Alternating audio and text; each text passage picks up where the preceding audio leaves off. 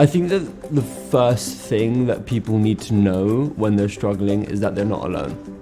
You're being called names for being, vulnerable, and then I just felt I couldn't share anything with anyone. Whether you've ever had a drink or drug in your life, or whether you've ever seen anyone struggle or not, there are coping strategies for you. There's ways to learn about being compassionate from others in your life who might be struggling, and there are things you can do to help pretty much everybody in your community. Now that we've done several hundred of these meetings and presentations in school, how many kids will come up to us and pour their hearts out and say, this is the first time I've told anybody about this, whatever this might be, depression, anxiety, substance issues. I had a really great experience speaking at a high school in New York City for Generation S.O.S. And I think my opinion, or what I was expecting going in, just because I was this type of kid in high school who would have been making fun of the speaker, causing disruptions.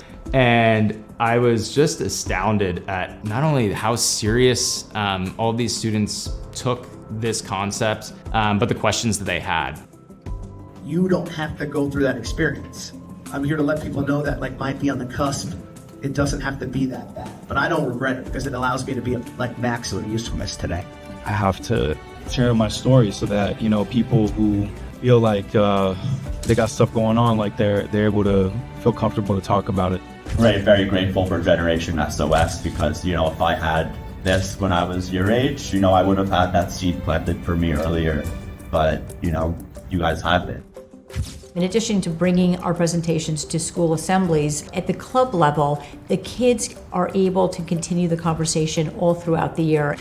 The kids identified and said, no, we want to come together with like-minded students and keep talking about these issues, to your point, because it's not one and done. The issues don't go away. Start a dialogue, create that sense of community, and the healing starts at that very minute. It's kind of simple, but it works.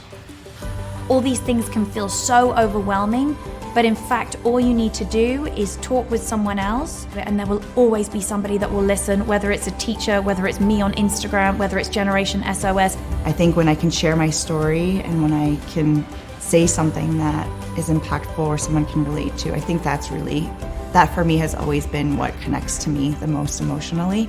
It's how can I use my experience to help someone going through the same thing? Or how can I just show up as a person that's active in someone else's life in a positive way? I am living proof that I can get through it, because to tell you the truth, I thought that was the end of it.